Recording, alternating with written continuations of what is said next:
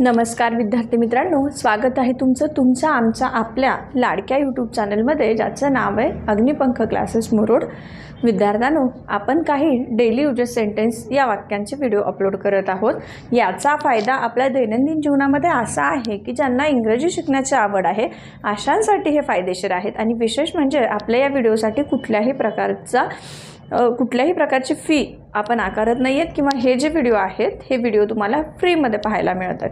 बघा विद्यार्थ्यांनो, आज आपण बघणार आहोत की असेच काही डेली यूजेस सेंटेन्स जे आहेत जे आपण आपल्या डेली दैनंदिन जीवनामध्ये किंवा आपल्या नेहमीच्या वापरामध्ये येणारे हे वाक्य आहेत, पण आपल्याला माहिती नसतं. बघूयात आज आपण असे छोटे छोटे आणि सहजरित्या आपल्याला लर्न होणारे हे जे सेंटेन्स आहेत ते बघत आहोत.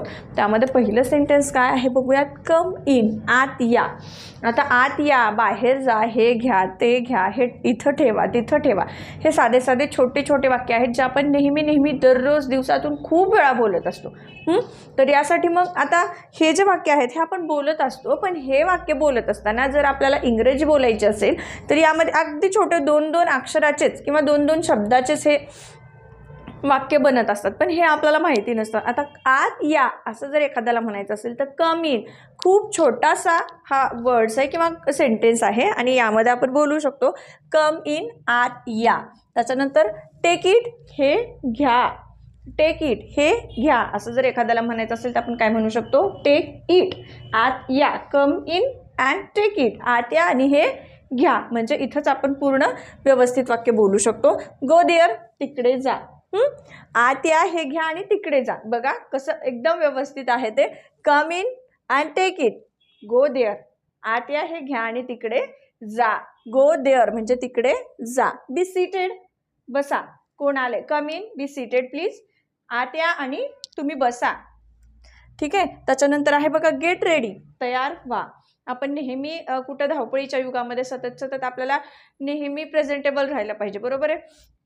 आपण जर एखाद्याला कुठं पटकन घेऊन जाण्यासाठी जर एखाद्याला म्हटलं की नाही अरे आपल्याला निघायचं आहे, तयार हो पटकन. गेट रेडी, गेट रेडी, तयार व्हा.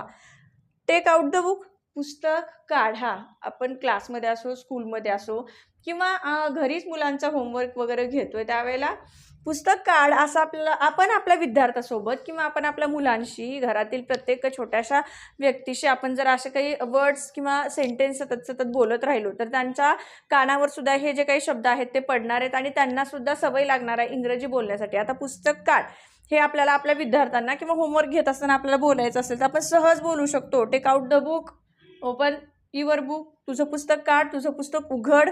ठीक आहे. ओपन द बुक, पुस्तक उघडा. त्याच्यानंतर आहे रीड लाऊडली, मोठ्याने वाचा. रीड लाऊडली, मोठ्याने वाचा. स्पीक लाऊडली, मोठ्याने बोला. त्याच्यानंतर आहे क्लोज द विंडो, खिडकी बंद करा. क्लोज द विंडो, खिडकी बंद करा. लॅच द डोअर, कडी लावा. लॅच द डोअर, कडी लावा. त्याच्यानंतर आहे give the key, give me की प्लीज, मला चावी देता का, किंवा गिव्ह द की, चावी द्या. त्याच्यानंतर आहे कम बॅक, परत या. हे असे छोटे छोटे जे सेंटेन्स आहेत ते आपण आपल्या दैनंदिन जीवनामध्ये नेहमी वापरू शकतो. हे पुढचं वाक्य आहे आस्क हिम.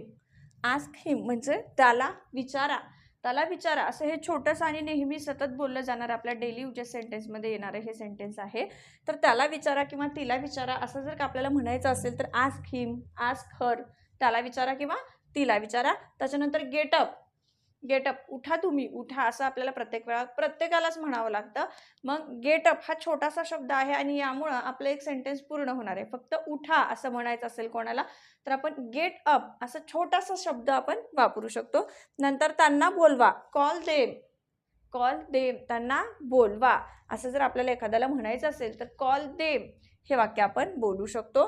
कीप क्वाईट, शांत बसा. वर्गात गोंधळ आहे किंवा घरात मुलं गोंधळ करत आहेत, मग कीप क्वाईट बेबी किंवा शांत बस बाळा आपण आपल्या बेबीला बोलत असतो. किंवा मग घरात काही मुलं असतील तर त्यांना बोलत असतो किंवा सतत गोंधळ वगैरे चालू असेल तर कीप क्वाईट प्लीज, शांत बसा, कृपया शांत बसा असं आपण जर म्हणायचं असेल तर कीप क्वाईट असं बोलू शकतो. त्याच्यानंतर आहे गेट लॉस्ट, इथून जा.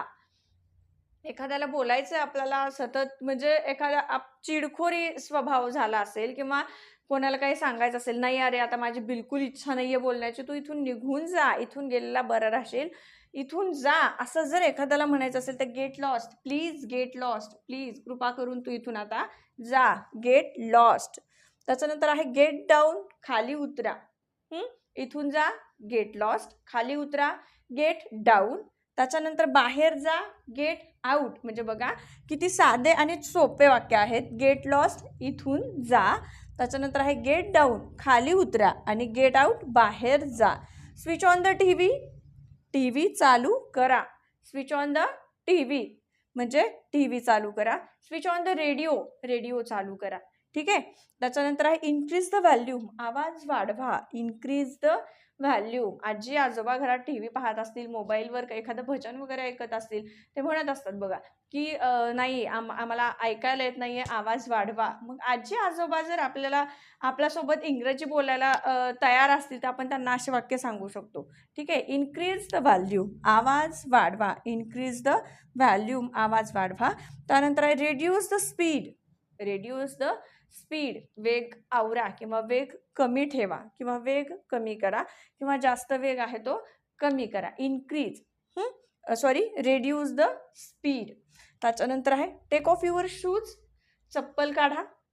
टेक ऑफ युअर शूज, पादत्राणे काढा किंवा चप्पल बाहेर काढा. ठीक आहे.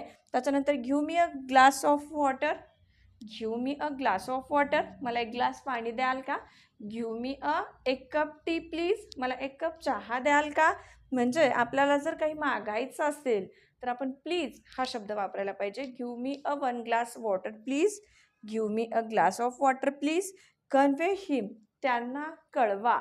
म्हणजे असे छोटे छोटे आणि डेली युजेस सेंटेन्सचा जर आपण आपला डेली युजेस मध्ये आपण जर त्याचा उपयोग केला, यूज केले आपण हे वाक्य, तर आपल्याबरोबर अगदी आपल्या घरातील प्रत्येकाची लँग्वेज जी आहे ती सुधारणार आहे किंवा आपल्या इंग्रजीमध्ये आणि आपल्याबरोबर आपल्या घरातील इतर सदस्यांच्या इंग्रजीमध्ये सुद्धा बराच बदल होणार आहे. आणि आशा करते की आत्तापर्यंतचे जे व्हिडिओ आपण अपलोड केलेले आहेत त्यामुळे तुम्हाला तुमच्या इंग्रजीमध्ये बऱ्यापैकी सुधारणा झाल्यासारखं वाटत असेल आणि तुमच्याबरोबर इतरांना सुद्धा इंग्रजी शिकवण्याची आवड किंवा शिकण्याची आवड तुम्ही निर्माण करा. तुमच्यामध्ये सतत हे संभाषण ठेवा. आपण भेटूयात उद्या नवीन अशाच आणखीन नवीन आणि छोट्या छोट्या डेली युजेस सेंटेन्स सोबत. तोपर्यंत सगळ्यांना धन्यवाद.